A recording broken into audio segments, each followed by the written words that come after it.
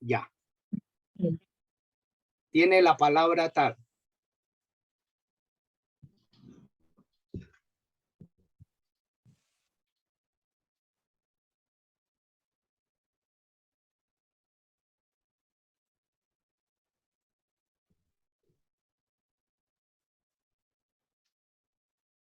¿Se congeló, Tara? Yo quiero preguntar si me están escuchando bien, porque yo estoy oyendo como... No, No, ahora, yo estoy acá. ahora sí le estamos escuchando. Listo. Y me están escuchando bien porque yo los escuchaba cortado. No, ahora sí, la oímos bien. Hola. No sé si nos oiga bien. Sí, perfecto. Listo. Entonces, primero quiero preguntarles cómo les pareció ese video de Nazaret Castellanos, el video completo. ¿Cómo les pareció? ¿Quién quiere contar? Excelente. Me pareció muy, muy importante ese tema del cuerpo y la mente, del cerebro. Bueno, tocó muchos temas ahí. Y bueno, nos hace un recorderis algunos que vimos en alguna ocasión temas de estos y son temas muy bonitos, muy interesantes y muy importantes conocerlos, porque a veces son cosas que pueden ser sencillas y que nos pueden dar soluciones a muchas situaciones que se nos presentan. Sí, básicamente, pues sí, ella englobó, explicó muy con plastilina todo con respecto al cerebro, a sus partes, funcionamiento, la neurociencia, bueno, la emoción y demás. Entonces, realmente me pareció espectacular este video. Gracias. Ananda.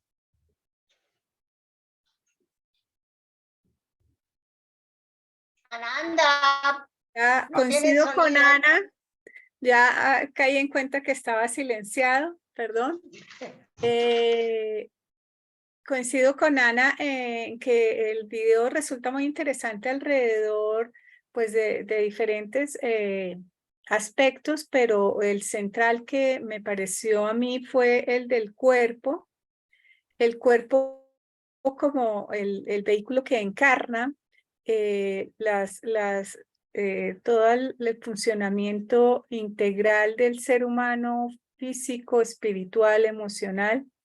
Y en particular me pareció muy interesante para mí, dado que trabajo con una técnica de movimiento inteligente, la relevancia de ingresar a través del cuerpo, de conectarse con las sensaciones y la información que el cerebro está teniendo del proceso antes de que se elabore conceptualmente a través del cuerpo y que permite integrar y orientar todo el proceso emocional, mental, físico a través del cuerpo, porque es un canal que es una estación, ella la llama la estación, una estación que se da en el procesamiento antes del procesamiento de consciente.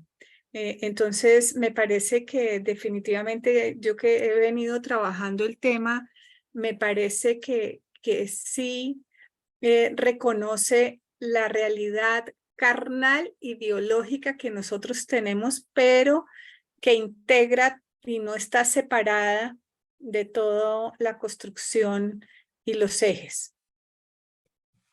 Bueno, gracias Ananda y gracias Ana. En ese orden de ideas, yo siento que efectivamente para alguno pudo haber sido más importante un tema que otro. Entonces yo quisiera que miráramos que este video realmente habla de varias cosas. Una habla de la teoría neural, que me parece bien importante. Otro habla de cómo podemos ayudar nosotros en la gestión emocional, que es el otro aspecto. Y en ese mismo orden está lo de los hábitos del cerebro, las multitareas, el papel de la meditación, el papel de la alimentación y finalmente cómo cuidar nuestro cuerpo, que es cuidar nuestra mente, que es la última parte que ella habla. Entonces a mí me parece que como para poderlo hacer como en orden, para que no nos perdamos mucho, entonces hablemos primero de la teoría neuronal. ¿Cómo vieron ustedes esa parte del cerebro que además ella es de una descripción fantástica porque es que lo transporta uno a lo que ella está hablando? ¿Alguien quiere hablar sobre eso? ¿Quiere comentar algo? Bueno, ella parte de la metáfora del bosque y cómo se hablaba de la teoría reticular en 1905 y cómo a partir de Santiago Ramón Cajal se habla del bosque y la teoría ya neuronal propiamente dicha.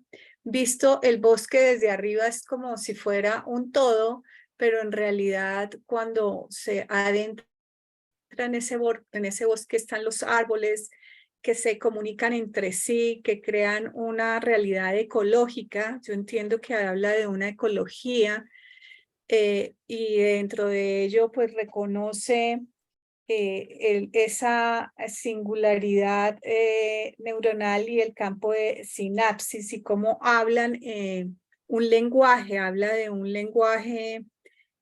Inclusive lo compara, me pareció muy bonito, con el bolero o una orquesta que tocan diferentes lenguajes y ese lenguaje está conectado con la frecuencia vibracional o eléctrica, porque dice que el lenguaje del cerebro, de las neuronas, es la electricidad.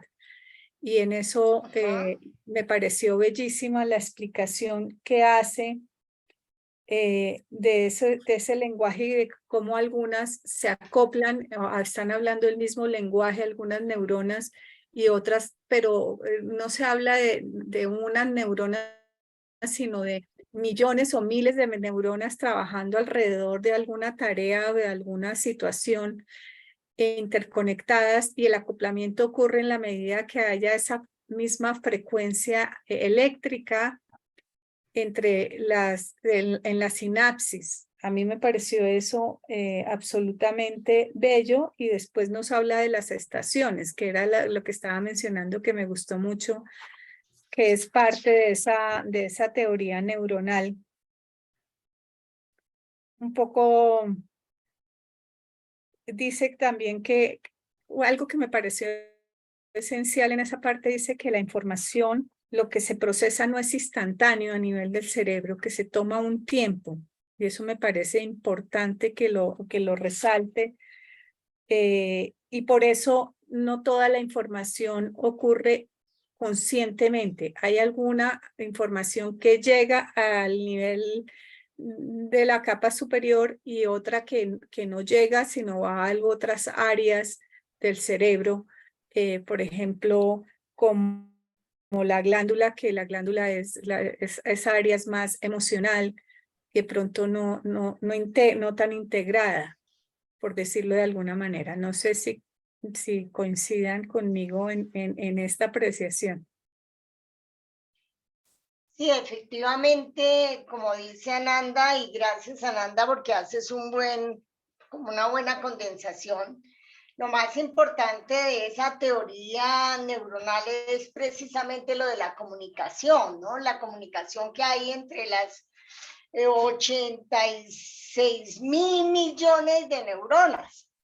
Entonces, a mí me llamaba mucho la atención cómo esa comunicación se da con esas descargas y cómo ella hace la descripción de la neurona como un árbol que tiene una copa, un árbol que tiene unas ramas, que tiene un tronco y que tiene unas raíces. Y esa comunicación, que es una comunicación eléctrica, es lo que hace precisamente la diferencia de la teoría neural con lo que antes se consideraba que era la teoría reticular. donde se pensaba que el cerebro era totalmente liso, y ahora nos damos cuenta precisamente con este Santiago Ramón, ¿cómo es? Y Cajal. Y Cajal, precisamente nos damos cuenta que lo que hay es una comunicación grandísima entre las neuronas, y que todas las neuronas de alguna manera reciben una descarga eléctrica que llega desde la copa, va bajando por las raíces, por el tronco, va bajando por las ramas, por el tronco hasta las raíces, y que eso pasa en muchas neuronas. Ahora, ¿esto qué es lo que hace en nosotros? Pues es transmitir toda la información que nosotros tenemos en el cerebro. Entonces, cuando Ananda nos habla de efectivamente que esto no se hace de una manera instantánea y así inmediata, pues obviamente el cerebro se demora un tiempo, porque el estímulo que llega tiene que pasar y tener unos pasos, unos espacios para que nosotros tengamos conciencia de lo que realmente está pasando afuera. Entonces ella hace la explicación con la entrevistadora de cómo lo que ella está hablando no le llegó a ella inmediatamente, sino que hizo un recorrido para poder llegar realmente a la conciencia de la persona que lo está oyendo.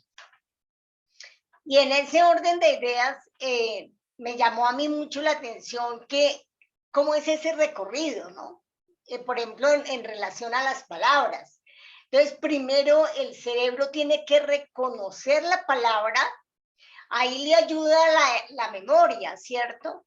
Luego tiene que darse como un contenido emocional que identifique, y luego ese contenido emocional tiene una expresión en el cuerpo, y después de esa expresión en el cuerpo hay unas zonas que lo mandan a la parte superficial del cerebro, que es la corteza precisamente, y solamente cuando en la corteza se activa toda esta información, somos conscientes de la información.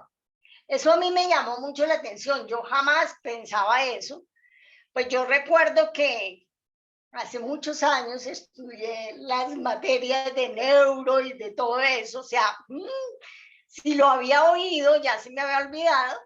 Entonces, como que entender todo lo que pasa en el cerebro para que nosotros seamos conscientes, para mí volvió a ser una maravilla. Eso me pareció muy lindo. Y después de que la información ya se activa y que es la parte consciente, el cerebro vuelve y lo integra. Y eso es lo que realmente nosotros estamos escuchando. Por eso decía Ananda que dedica mucho tiempo. Tiempo no quiere decir una cantidad de minutos, ¿no? Eso es corto, pero no es instantáneo como nosotros creíamos que era el proceso. Eso es lo de la parte neuronal. Eso a mí me encantó, y me encanta como esta mujer es que describe tan bonito que realmente para uno es muy fácil comprender algo que es tan complejo, porque eso es muy complejo.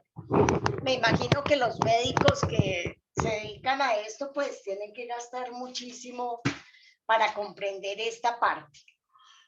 Bueno, ¿en eso hay algún otro aporte?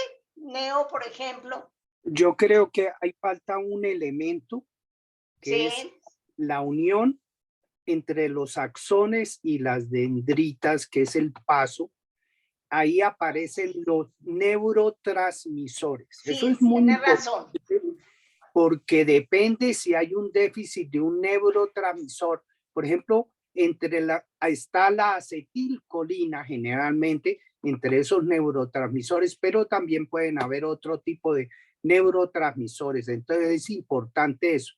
Entonces la secuencia, para darle un poquito más de claridad a eso, empieza a través de los sentidos, captamos la señal Esa señal va primero al tálamo, que el tálamo es el repartidor de la información. Él reparte la información. Si es algo para la parte visual, se va para la parte posterior. Si es para la auditiva, reparte la información. Y cuando llega a esa zona, la información se procesa. Y ahí entra el sentido de la memoria y entra la emoción para identificarla desde el cuerpo. Ese proceso más o menos demora 70 milisegundos, ¿sí? Y después ya cuando la identifica el cuerpo y hay la reacción del cuerpo, pasa a la zona prefrontal donde hace conciencia y ahí más o menos se ha demorado 200 milisegundos. Uno dice milisegundos, pero en la parte es muy importante. Entonces, esa era la aclaración que yo quería hacer sobre esto. Que esa fue lo que tú describías la vez pasada en el video tuyo, porque los videos de Nazaret tienen muchas repeticiones en su contenido, ¿no?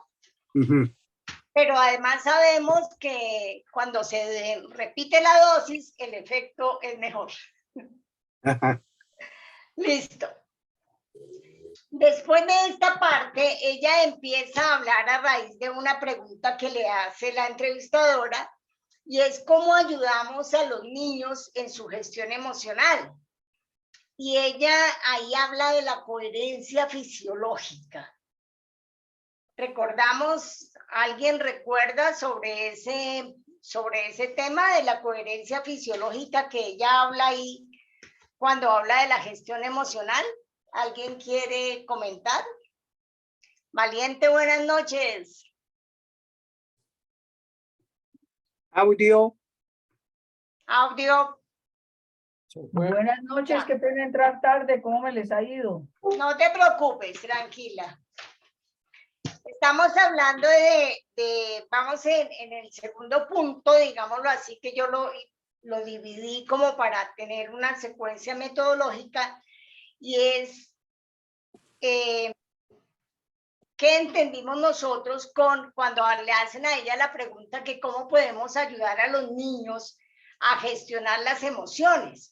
Ajá. Eso me pareció bien importante para ella, que además toca todo ese aspecto humano de ser madre, de la conexión que tiene, de lo que ha pasado en ella.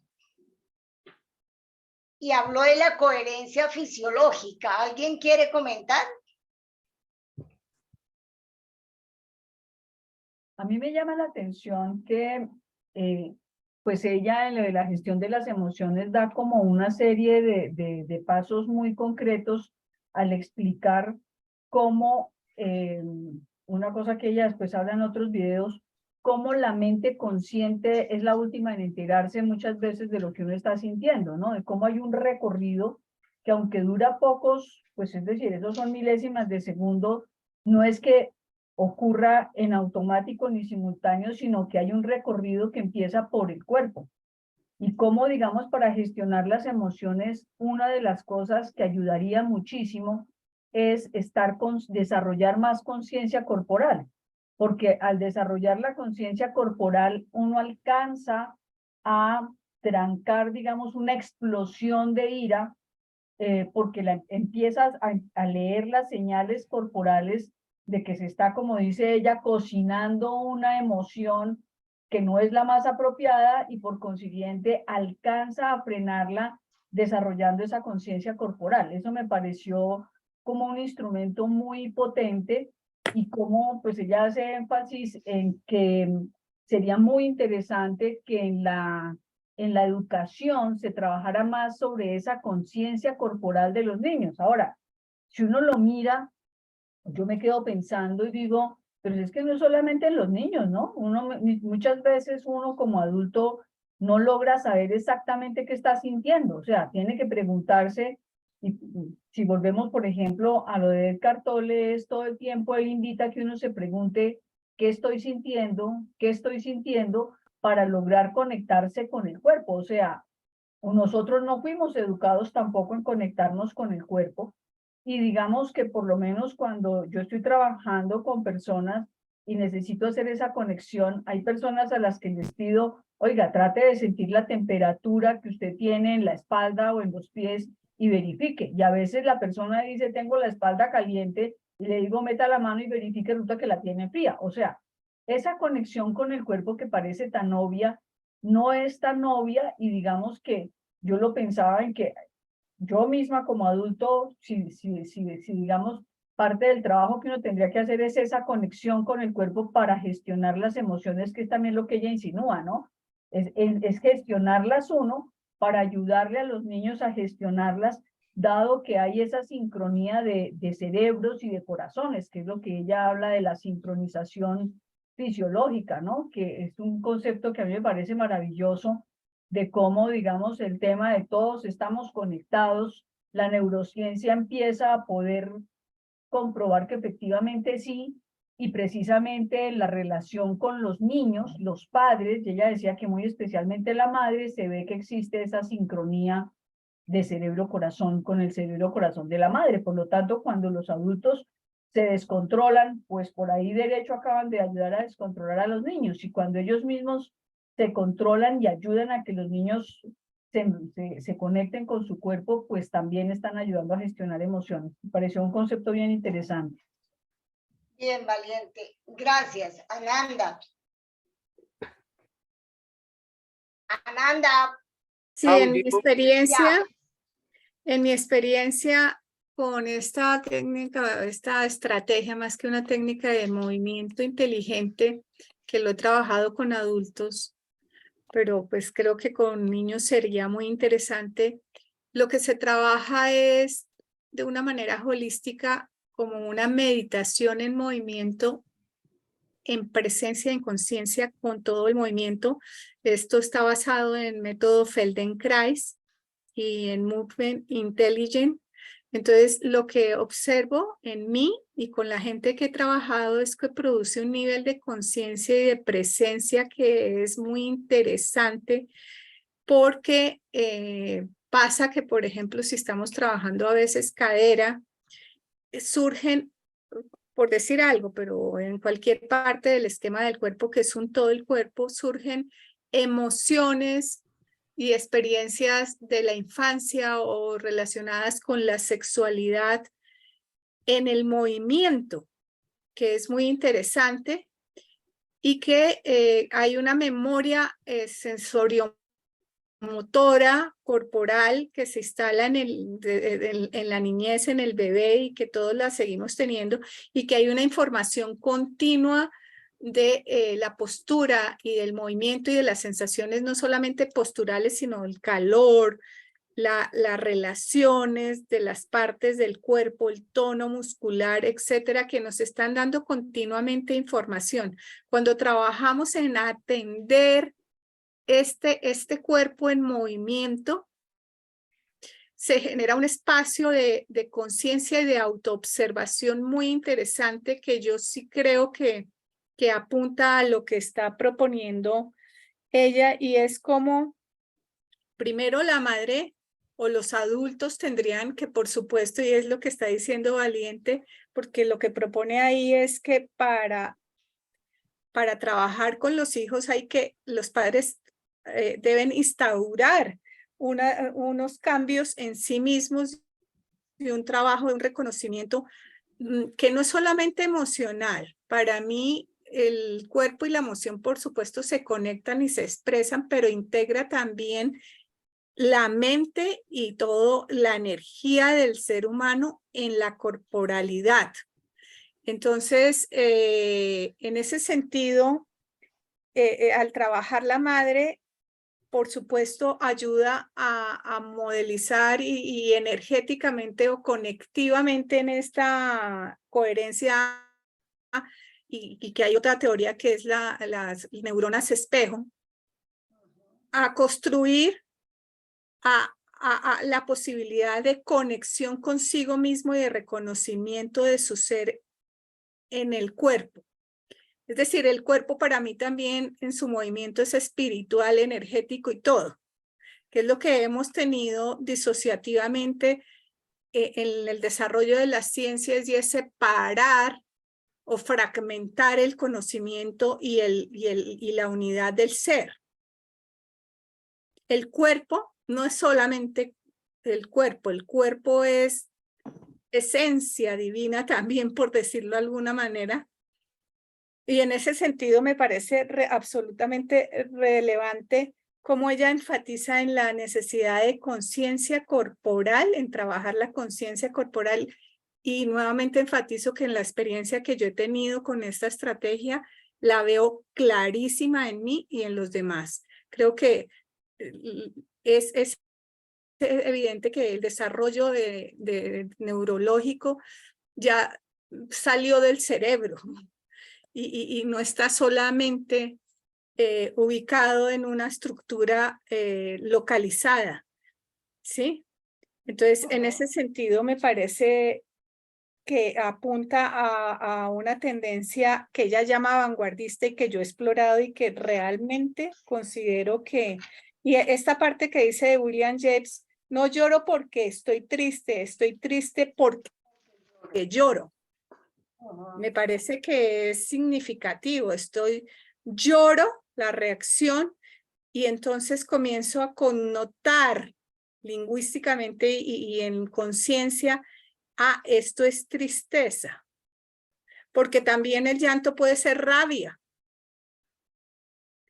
o el llanto puede ser otras, o frustración, o una mezcla de emociones, y aprender a dilucidar también en el lenguaje con el cuerpo y las sensaciones, pero parte de la emoción. El núcleo es el vehículo, es el cuerpo en movimiento, porque el movimiento genera el contraste, la distinción. Me parece que es un poco la idea, y entonces ella habla del tai chi, habla de cómo el hipocampo y la memoria se fortalece en este trabajo de conciencia corporal, y creo que nos ofrece un camino y una reflexión interesante. Inclusive después lo deriva hacia la personalidad y a la plasticidad, pero bueno, hasta ahí llego, creo. Es que esa parte me emociona, es un tema que desde que yo trabajé con niños hace años, cuando inicié mi carrera, me di cuenta del cuerpo.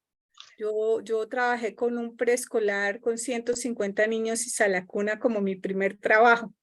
Y entonces fue un reto porque definitivamente me di cuenta del cuerpo y de la importancia o del vehículo que había en ese desarrollo del ser.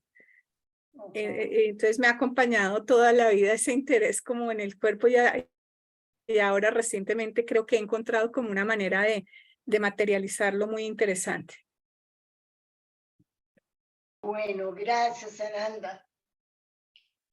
Hathor, bienvenida. Qué bueno tenerte aquí presente esta noche. Por fin pudiste llegar. Ay, sí, afortunadamente, gracias. Buenas noches para todos, para todas. Buenas noches. Buenas noches. Y en este orden, en lo que nos estaba hablando Ananda, efectivamente, Nazaret hace mucho énfasis en el cuerpo, en el movimiento, en la postura, y nos introduce en lo que también alcanzó a decir Ananda, que era la plasticidad cerebral. Entonces, en la plasticidad general, cerebral precisamente, estaba la frase esa de Cagal, que es: todo hombre puede ser, si se lo propone, escultor de su propio cerebro. Efectivamente, nos decía que el cerebro también hay que trabajarlo con los hábitos. Entonces yo me preguntaba hasta dónde nosotros sí hemos tenido esa educación de los hábitos a nivel del cerebro, ¿no? Porque simplemente nosotros tenemos unos hábitos muy malsanos, otros buenos, obviamente, y cómo ella nos dice, bueno, nosotros podemos cambiar los hábitos que tenemos malsanos, digamos a nivel, porque nuestro cerebro es tan agradecido, es tan amable, es tan hermoso, que efectivamente nos permite hacer esos cambios. Pero sorpresivamente para mí, entonces nos dice, pero el cerebro no sabe sino sustituir, no sabe negar, sino sustituir.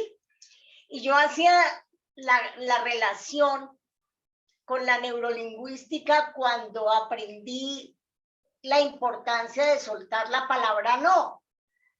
Y ahí yo lo ligué con esta teoría, porque si cuando decimos no, el cerebro no lo entiende, desde ahora de la plasticidad del cerebro y la sustitución de la información en los hábitos, entiendo perfectamente la importancia de hablar de lo que deseamos que suceda en vez de hablar de lo que no queremos que pase.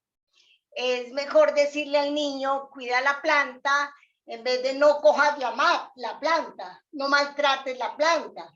Y ahí lo pude entender en la teoría de Nazaret, desde esa plasticidad que nos permite esculpir precisamente lo que nosotros queremos hacer con nuestro cerebro. Entonces ella habla del juego entre la arcilla y el escultor, ¿cierto? ¿Alguien quiere hablar sobre esto? ¿Cómo lo interpretó? ¿Cómo lo entendió? A ver, otras voces participantes.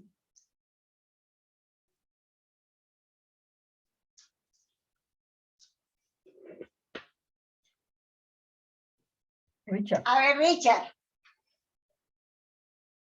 Richard, sonido. Ya. Bueno, referente a lo de ahorita, lo de que el cuerpo le habla al organismo, ella lo interpreta en el sentido de que el cerebro recibe la información de lo que de las actitudes o las posiciones que nosotros tenemos en el cuerpo. Pues ahorita el que me acuerdo es, pongamos, si uno se sienta en una posición así escurrida, entonces él asimila que estamos como en una actitud como de escondernos. Y entonces él toma acciones o va asimilando eso como que estamos en una situación difícil. Mientras que si estamos en una situación erguida, él recibe esa información y decir, estamos bien, entonces él asimila eso. Y preciso estaba buscando yo un video que había visto que ella solamente habla de ese aspecto. Pues ese es el único que me acuerdo ahorita. Hay otros como la actitud de los ojos, si están así escurridos o algo así, entonces es un signo puede ser de depresión. Y yo recuerdo una vez un video de papá Jaime ese no fue el nombre ahorita del otro neurocientífico, que pongamos, si a uno le cuesta trabajo sonreír, porque si es una persona que está acostumbrada, digamos, o a ser gruñona o a ser depresiva, entonces para ir acostumbrando el cerebro que tiene que sonreír, y la otra persona le decía, pero si no me sale la sonrisa, entonces el otro le decía, finja. Entonces al menos haga así para ir engañando al cerebro. Esa es una parte, pues, si encuentro el video después lo reenvío ahí de esta misma señora, de las expresiones corporales, cómo influyen el comportamiento del cerebro.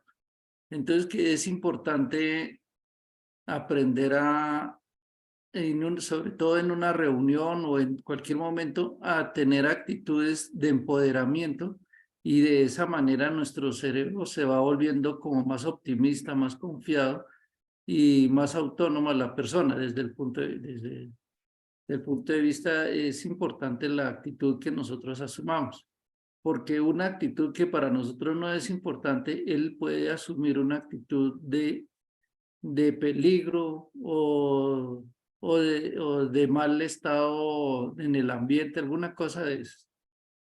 Lo otro de la neuroplasticidad, sí, el cerebro tiende a basarse en los hábitos que tenemos porque es lo más práctico para él. Se ahorra mucha energía repitiendo lo que está acostumbrado a hacer. Entonces, si nosotros queremos cambiar algo, tenemos que hacerlo repetitivo y de esa manera él va como incorporando esa nueva información. Porque si, por ejemplo, nosotros tenemos el hábito de levantarnos tarde y nos cueste trabajo levantarnos tarde, el cerebro está acostumbrado a eso porque supuestamente es lo más cómodo para él, porque es su hábito que tiene. Si ya quiero involucrar el levantarme temprano, con unas 2 veces que lo haga, no, el cerebro no va a cambiar eso porque pues él puede verlo como una situación no, ¿cómo es? Atípica. Entonces tenemos que durante varios días esforzarnos y hacerlo temprano hasta volverlo costumbre. En esa manera es como nosotros cambiamos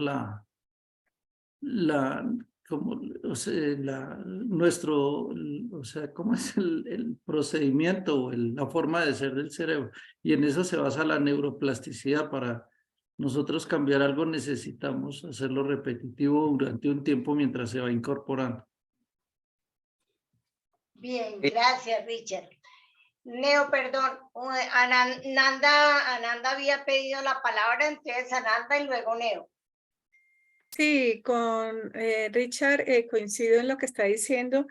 Lo que tú estabas diciendo también, Tara, de que hay que decirle más que no lo que no hacer, sino decirle qué hacer, porque ese es el punto y por supuesto hacerlo muchas veces, pero si nosotros le decimos no comas tanto, no sería suficiente para el cerebro porque no sabe lo contrario, qué hacer en vez de no comer tanto. Entonces, comer menos porción, menos cantidad, hay que indicarle el cómo claramente al cerebro, que a mí me parece que no es solamente un ejercicio de voluntad y persistencia, aunque hay un factor de voluntad y persistencia para marcar el nuevo camino que uno quiere diseñar, digamos, como el alfarero en el cerebro, porque se vuelven como unas rutas, unos caminos, entonces hay que marcar un nuevo camino.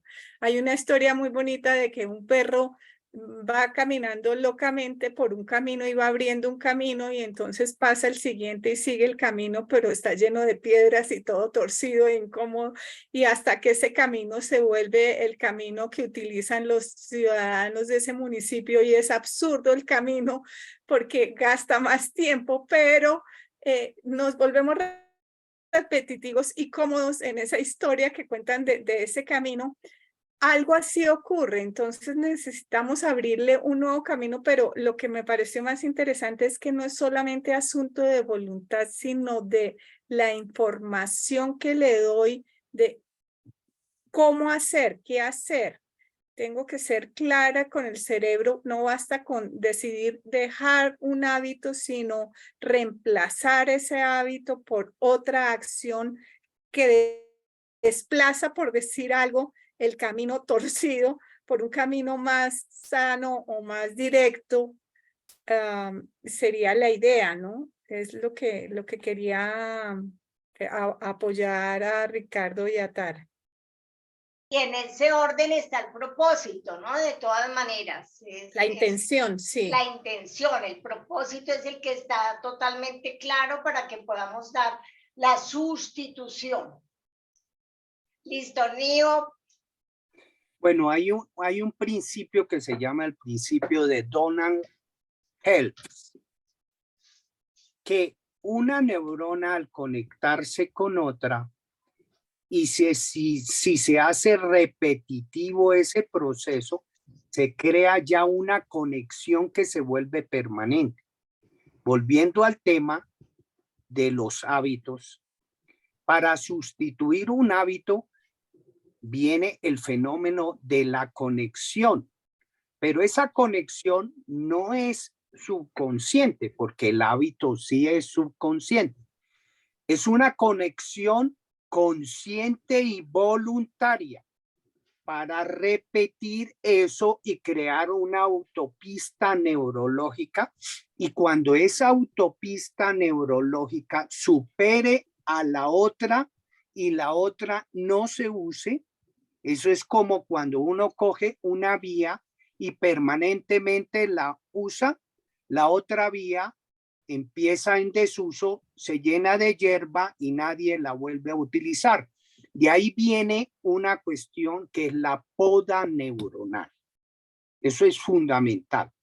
La poda neuronal que se hace, por ejemplo, a los 2 años, la poda neuronal que se hace generalmente a los 12 años. ¿Qué quiere decir? Que hábitos que no se desarrollaron, que crearon unas autopistas en neurológica y que no los están utilizando, interpreta el cerebro que no le sirven al cerebro y quita no las neuronas, sino las conexiones de esas neuronas para dejar la posibilidad anatómica y una posibilidad energética para hacer nuevas conexiones y poder desarrollar una serie de cosas y actividades. Entonces, eso es importante.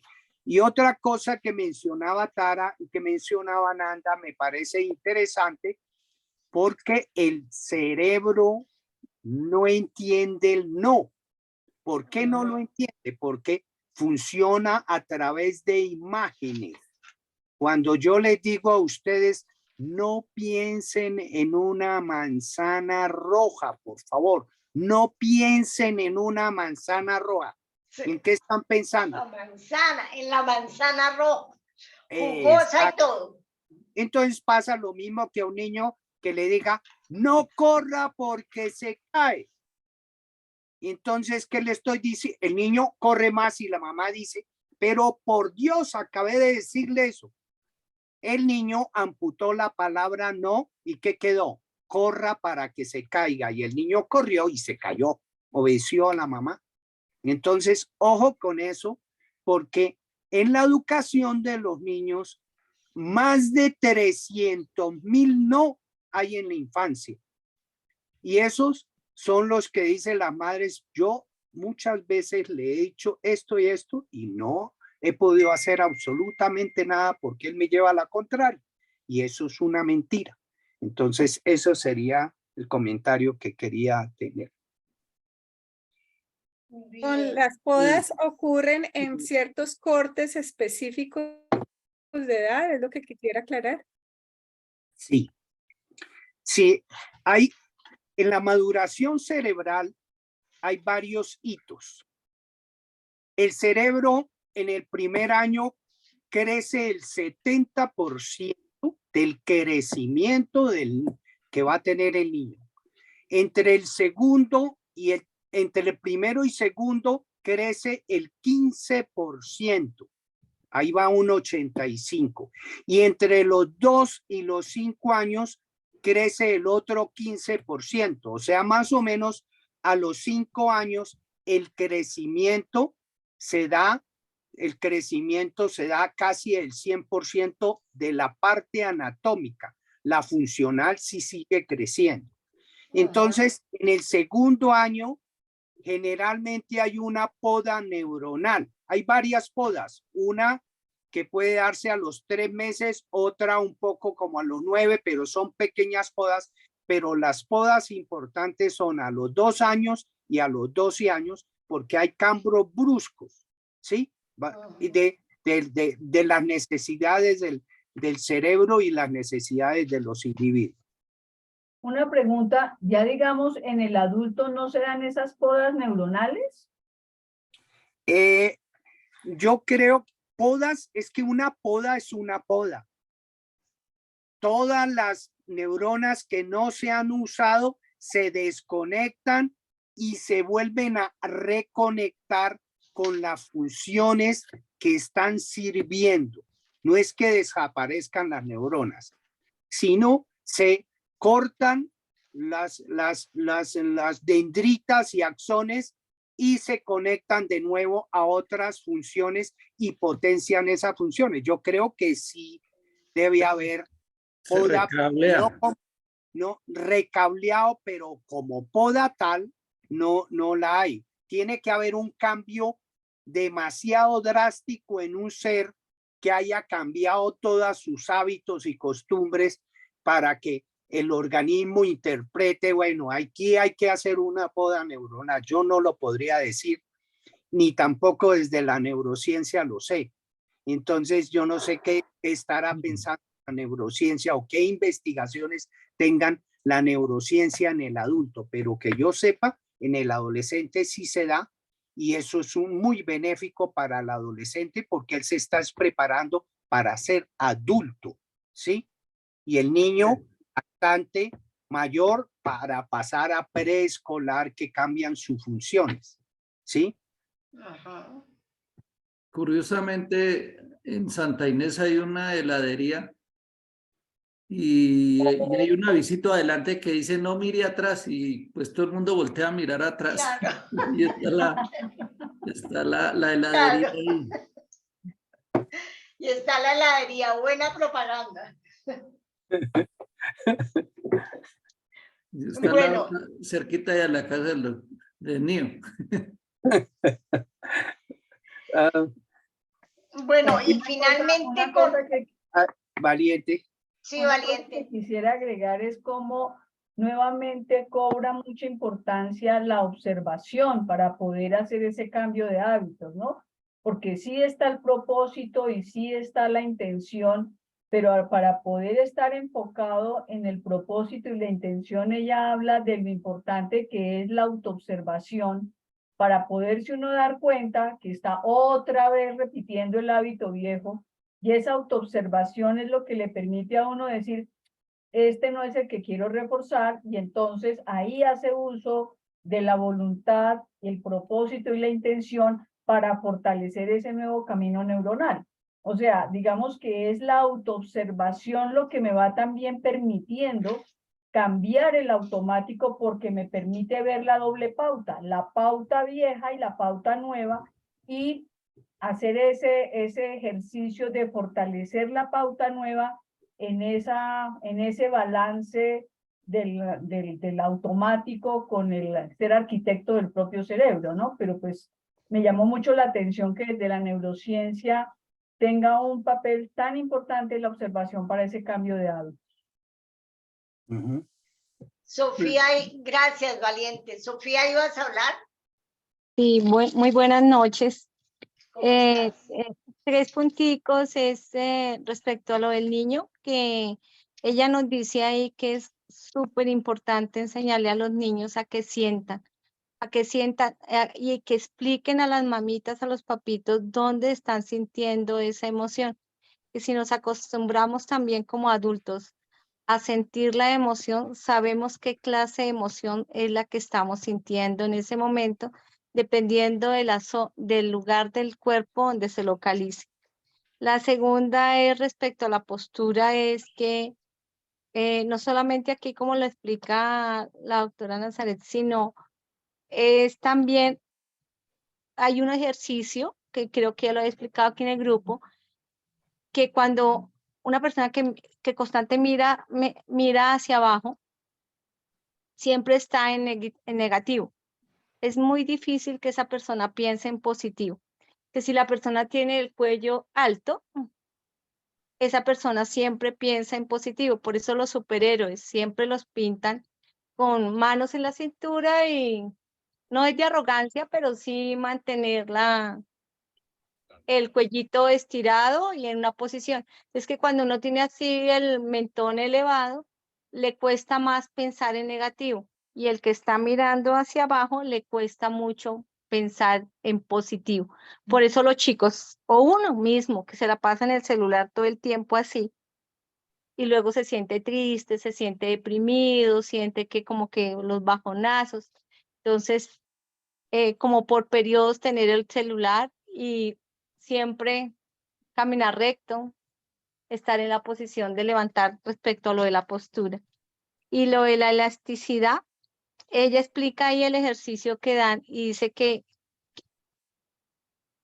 pusieron en prueba 3 semanas y hemos escuchado que las 3 semanas son los 21 días para cambiar una creencia. Algo que quería aportar ahí al tema de que ella explica es que si queremos tomar un tema para poderlo cambiar, es muy importante también ponerle una hora. No es lo mismo si yo hoy por lo menos, supongamos, lo hago, el tema que vaya a cambiar, digamos, 7 de la mañana.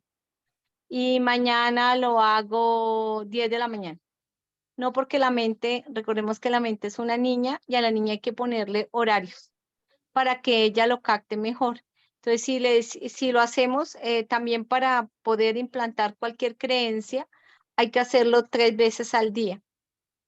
3 veces al día, la misma hora, como dijo Nio, ojalá con dibujitos, ponernos nosotros como pisticas y una sola creencia, un solo cambio durante los 21 días para no confundir la mente. Recordando siempre que la mente es un niño, que es un niño de 3 años y que para poderla cambiar necesitamos 3 dosis al día como un tratamiento por 21 días y durante estos 21 días a la misma hora, como si fuera un medicamento. Entonces, eso nos ayuda a que sea más fácil el cambio. ¿Qué pasa? A veces queremos hacer muchos cambios a la vez. No porque la mente se confunde. Ella es muy, así como es muy flexible, muy maleable, y ahí lo explica ella, que es como el alfarero y el escultor y la arcilla. También hay que darle pasitos para que también hacerle fácil el método del cambio, porque viene de años, supongamos, lleva 20 años con el mismo programa. Y entonces le metemos 2, 3 programas para cambios a la vez, la vamos a confundir y no vamos a lograr ningún cambio. Si solamente hacemos un cambio con 3 dosis a la vez por 21 días, comenzamos a ver los cambios, comenzamos a ver cómo eso comienzan a verse en los resultados. Ella ahí nos habla y es específica que solamente es por sustitución y solamente la sustitución la hacemos a la vez, no agresivamente, sino irle cambiando de poco a poco hasta que ya dice que en día 21 a las 3 semanas está paralelo lo anterior con lo nuevo. Entonces, por eso Laín tiene un libro que se llama Un milagro en 90 días, porque realmente los milagros se ven cuando hacemos el mismo ejercicio en 90 días. Creamos un hábito, cambiamos esa creencia y convertimos esa creencia ya en un hábito. Todo es de hábitos. Bueno, eso era lo que confirmó lo que dijo Tara. Cada propósito a la mente hay que ponerle metas. Metas, eso lo dice Tracy, es que si queremos cambiar algo, hay que todos los días a esa meta que tenemos escribir 10 cositas o 20 cositas que queremos hacer sobre esa meta para direccionarla mejor y darle una mejor pauta, porque ella se direcciona, si lo tengo claro en mi mente, lo tengo claro en mi realidad. Es que tengo que ponerle una meta, un propósito a donde yo quiero llegar para lograr lo que yo quiero durante ese periodo, sea de 21 días o de 90 días. Eso quería compartirles. Gracias, Sofía, por tus aportes. Y en ese orden de ideas, un aspecto que hablaba precisamente Nazaret era, que a mí me pareció importante, era el término cultivar, ¿no? Ella decía, ¿cómo es de importante cultivar más que cualquier otra cosa? Y es el ejercicio que hacía con alguien de, sea generoso, ¿no? Pero es que yo no soy generoso. Entonces, ¿cómo empezamos a cultivar la idea de la generosidad? Y recordemos que de todas maneras, aunque yo no sea generosa, dice el ejemplo, pues de todas maneras la mente no tiene claridad si eso es realidad o es mentira. Simplemente si yo hago el ejercicio, voy a ser generoso y empiezo a cultivar la generosidad, esto realmente producía una serie de cambios en el cerebro bien importantes. Y ahí demostraba ella que todas estas cosas de los cambios de hábitos, lo que estaba demostrando es que la gente vivía mucho más feliz. La gente entraba como en un estado de bienestar. Cuando podemos identificar esos hábitos, hacer los pasos como los hemos planteado ahora, teniendo esa conciencia de la que nos habla Valiente para poder saber cuál es el hábito que quiero cambiar, hasta que por fin podamos terminar en sustituir el hábito, de acuerdo además con todos los aportes que nos ha hecho Sofía ahora. Y siguiendo esto, entonces, hablaba ella de las multitareas. Y nosotras las mujeres que somos multitareas, más que los hombres, que hacemos una cantidad de cosas al tiempo, yo confieso que estoy en el ejercicio de hacer una sola cosa y me ha costado un trabajo terrible, pero es la importancia de poder realmente centrarnos en una sola actividad con todo. ¿Y cuál ha sido la ganancia que le he encontrado a eso? Es no solamente poder como que aprovechar más con todos los sentidos la experiencia de una actividad que estoy haciendo, sino que yo en lo personal he encontrado la conexión que hay de esta acción con mi cuerpo. Y ahí es cuando he identificado una cantidad de cosas que sucedían en mi cuerpo de las cuales yo no había tomado conciencia. Y es cuando efectivamente ella nos dice, bueno, y si esto pasa, ¿qué tan conscientes somos de nuestro cuerpo? ¿Qué tan conscientes somos de la respiración? ¿Qué está pasando en nosotros? Ay, ese gato me encanta. ¿Qué está pasando en nosotros cuando meditamos, cuando respiramos? Y me parece importante que sigamos planteando esto de la respiración en la meditación. Ese gato nos distrae, es precioso. Te distrae, te distrae. Ay, es divino, es divino. Entonces, Quiere ser parte del grupo. Él quiere Hablando ser parte del grupo. tarea, ¿estaba pensando en el gato o estaba pensando en la idea? no, yo estaba tratando de hablar coordinadamente, pero a mí me apasionan los gatos y entonces verlo ahí pasándose me pareció maravilloso. Estaba Entonces, hablando y quería rascarlo. sí. Entonces es como mirar eso y realmente hacer el experimento que ella plantea, ¿no? ¿Cuánto tiempo somos capaces nosotros de estar con nosotros mismos, de centrarnos en nosotros, sin el celular, sin la radio, sin televisión, sin nada? O si solamente lo estamos haciendo los que meditamos en el momento de la meditación, y eso que los pensamientos se nos meten por todas partes, ¿no? Entonces, ese me parece un ejercicio bien importante para poder trabajar. Y era lo que ella decía, la atención plena.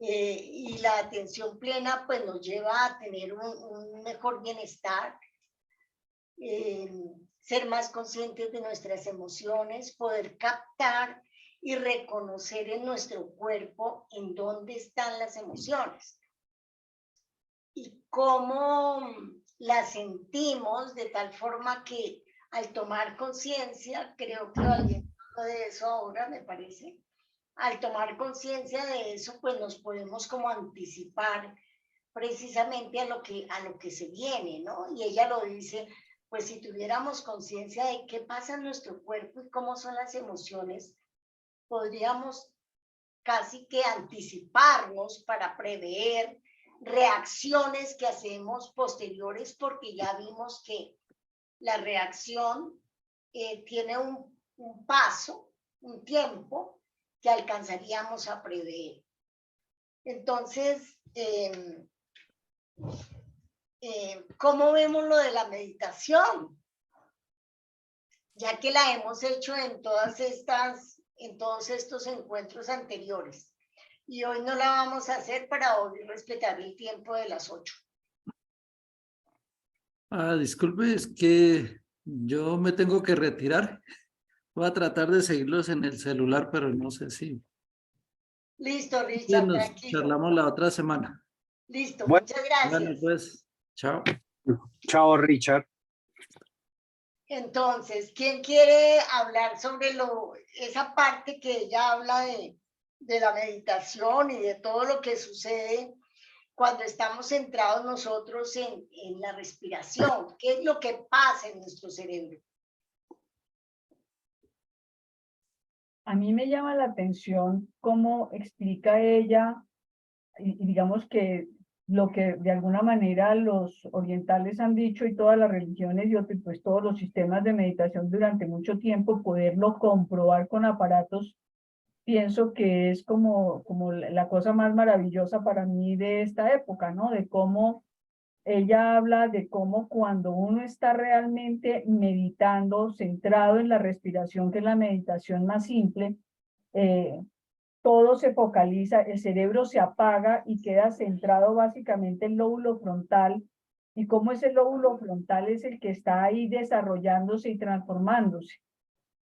Y cómo cuando empieza a pasar un rato y empezamos a divagar en la meditación, todo el cerebro empieza como en ese caos de prenderse por todo lado de acuerdo al tipo de pensamientos que tengamos, ¿no? Es decir, eso me llama mucho la atención, y la afirmación que ella hace de cómo la plasticidad del cerebro hace que en 5 días de que uno lleve meditando ya empieza a haber un cambio en el cerebro. Eso me parece, es decir, es una idea que a mí me parece muy poderosa.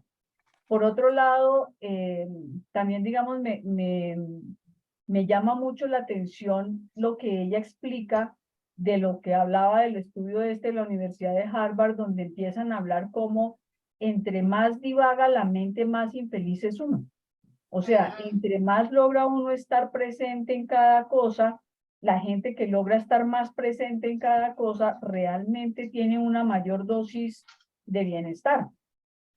Y como si uno está, es decir, esa parte que de pronto a todos nos ha pasado de que estoy haciendo algo aquí, pero me faltan tantas cosas, como ese mal hábito de estar aquí haciendo algo, pero tener la mente allá en lo que me hace falta, cómo eso le quita, yo diría que el gozo a ese estar presente, y cómo al quitarse ese gozo del estar presente, aun si es una actividad que a uno le gusta, empieza a no ser tan agradable si uno está es en función de lo que me falta o de los otros pensamientos. Y como si es desagradable, se vuelve todavía más desagradable. O sea, esa necesidad o esa importancia de la presencia me parece que es fundamental como poderlo reforzar desde la ciencia. Ahora, hay una cosa que decía Tara de la multitarea, de que es el esfuerzo de estar en el presente, y pues no me acuerdo quién hizo la investigación, pero lo que se ha visto es que realmente el cerebro nunca está en multitarea, ¿sí? Sino que, digamos, en estudios con ejecutivos que están haciendo cosas y entonces los interrumpen, y bueno, y vuelve y se concentra, y entonces aparentemente están haciendo muchas cosas a la vez. Lo que se observa es que hay mucha pérdida de energía y de tiempo, porque no es que el cerebro esté en muchas tareas, sino que salgo mi atención de aquí, me centro en lo que me están diciendo, y otra vez tengo que hacer el esfuerzo de volver a conectarme con esto. Entonces, aunque uno cree que está haciendo una multitarea, no está haciendo una multitarea, sino es pongo mi atención, la desconecto, vuelvo y la conecto aquí, la desconecto, vuelvo y la conecto ahí, y hay una pérdida de energía y de digamos que de tiempo y de esfuerzo muy grande ahí. O sea, el planteamiento es que la multitarea realmente no se da, ¿sí? En refuerzo a esto que dice Nazaret Castellanos. Bien. Gracias, valiente Ananda. Sí, en realidad el foco está puesto en algún momento en alguno de los aspectos porque no puede estar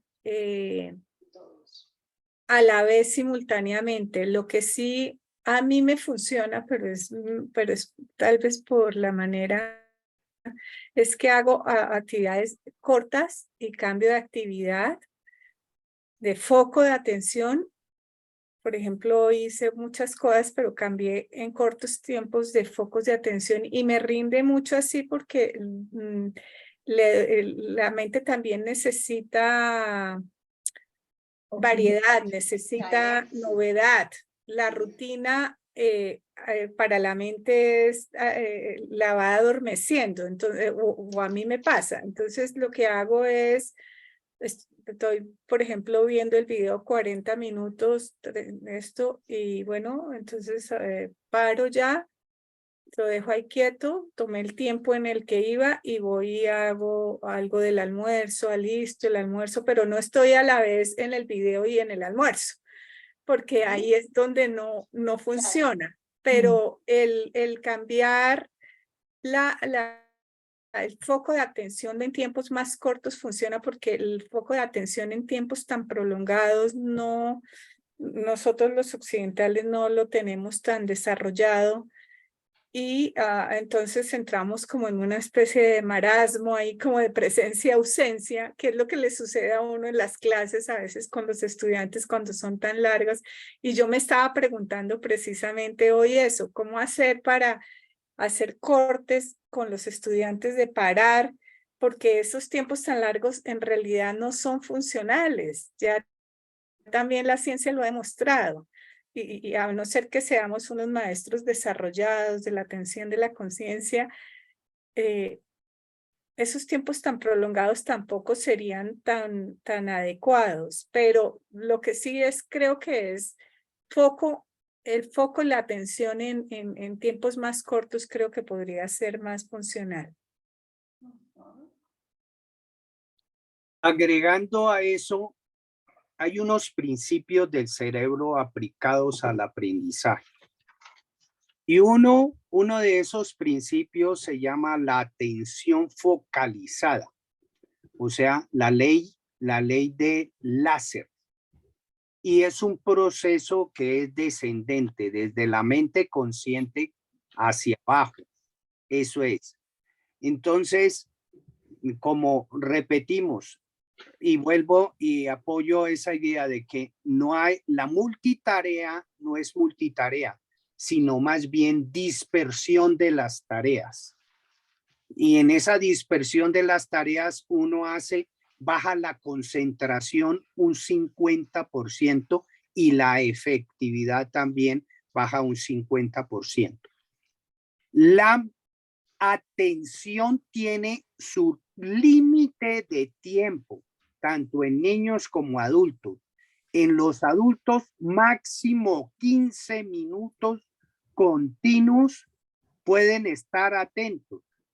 Por eso, alguien que esté haciendo, por ejemplo, una conferencia, y si hace un mecanismo inteligente, cada 15 minutos, lo ideal es cada 10, hacer un gancho.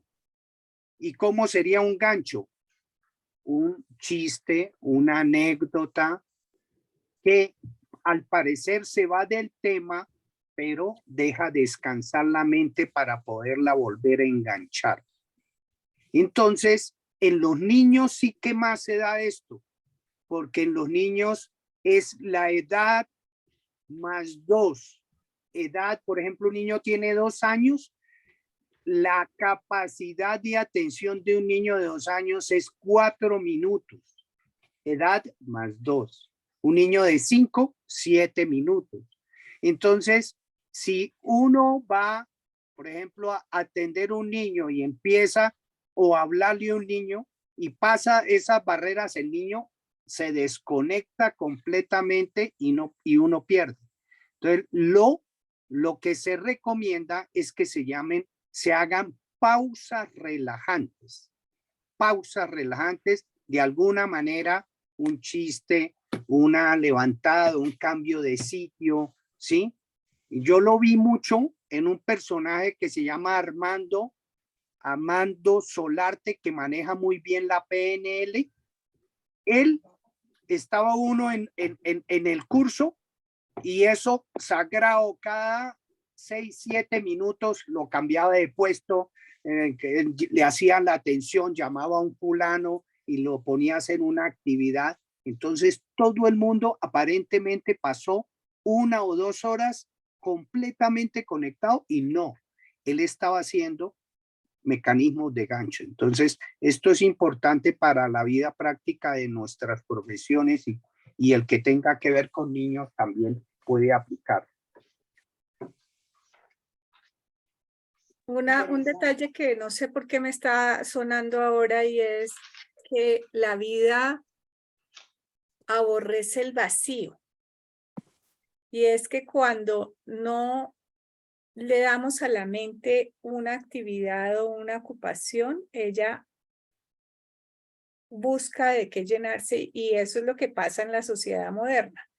Las pantallas, los juegos electrónicos, todo eso lo que están es llenando vacíos de no llenar la mente de algo que enriquezca. Entonces la mente busca alguna actividad y eso es algo que me parece importante plantear en este punto, que es cuando no lo llenamos de algo valioso, de algo significativo a la mente recae en lo primero, en el hábito o en lo que encuentre más fácil y definitivamente los medios electrónicos, las pantallas y todo, están diseñadas para enganchar, ¿sí? Y entonces empobrecen la posibilidad de enriquecer y de llenar significativamente ese vacío. Me parece que es relevante mencionarlo. Sí, Valiente. En relación con lo que está diciendo Ananda, ella habla de la famosa red por defecto, que es un camino, digamos, es decir, está en el cerebro y precisamente si uno no aprende como a estar centrado en el cuerpo y como a ir moviéndose con propósito y como ir focalizando, pues el cerebro se va por esa red por defecto que llama ella, que es una red que es la que apoya la divagación. Y el divagar donde uno, pues ellos llaman que el divagar es una mente infeliz, pero es porque uno funciona en esa red por defecto. Y como en la medida en que uno pueda estar focalizado, centrado en la respiración, centrado con propósito, con atención, con observación, va habiendo una transformación en el cerebro donde esa red por defecto pierde fuerza y donde incluso la amígdala se va achicando y se va cogiendo mucho más desarrollo y mucha más fuerza toda la corteza frontal. Entonces, a mí me parece eso pues maravilloso, ¿no? Como que quisiera uno poder ver un cerebro, por ejemplo, de una de esas personas que ha trabajado y ha meditado yo no sé cuántos años, qué tan chiquita le queda la amígdala y qué tan grande logra como terminar de desarrollar la corteza frontal. Pero eso, digamos, eso que está diciendo Ananda tiene que ver es con esa red por defecto que si uno la lograra, digamos, trabajar mucho, ayudaría a que fuera mucho más sereno al bajarse también la amígdala, ¿no? Les recuerdo que faltan 3 minutos. Sí, Neo, yo pienso que efectivamente nos falta un pedazo, pero lo dejamos para la próxima sesión. Sin embargo, yo observo que para los próximos videos no tenemos doliente. ¿Qué hacemos? Aprende la relación de los 3 ejes cerebro, corazón e intestino con explicación de la relación intestino-cerebro. ¿Quién se le quiere medir de los que no han escogido todavía tema? De los que están ahí presentes. Estela, Sofía creo que ya escogió. Pregunta, ¿tenemos la gente suficiente para todos los temas? Sí, Claro, Ah, ok. todavía nos faltan algunas personas por escoger su tema. De las personas que hay, alguna persona quiere escoger ese tema o tocaría empezar a repetir. Yo No, diría, si a mí se me quieren- ocurre otra solución y es que, es decir, si uno mira los temas, digamos, los que se han cogido, pues son los más taquilleros. Entonces uno podría saltar a los otros temas y de manera que se queden de últimas los que están siendo menos taquilleros, porque pues si no los ha cogido nadie es porque no son tan taquilleros, digo yo, ¿no? Entonces una posibilidad sería saltar al siguiente, que es aprende cómo nuestra postura corporal influye sobre el cerebro, que además iría muy conectado con el de hoy, ¿no? Entonces, Que es una la propuesta que, sería, sí, me parece buena alternativa y además la tiene Hathor, que está presente hoy Sí. ahí. Entonces, lo que te recordamos, Hathor, es que para la próxima vez yo termino, que falta muy poco, y tú continúas con el tema correspondiente. ¿De acuerdo? Perfecto, totalmente de acuerdo. Listo. Entonces, siendo las 8 en punto, agradecemos muchísimo el cumplimiento de hoy. Continuamos la próxima vez y que tengan una semana muy feliz. 8 en punto, Leo. Bueno, yo ya Feliz noche. Listo. para todos. Muchas gracias. Buenas Buenas noches, que estén bien. reunión. Gracias. Gracias. Adiós. Adiós, adiós. Chao, chao.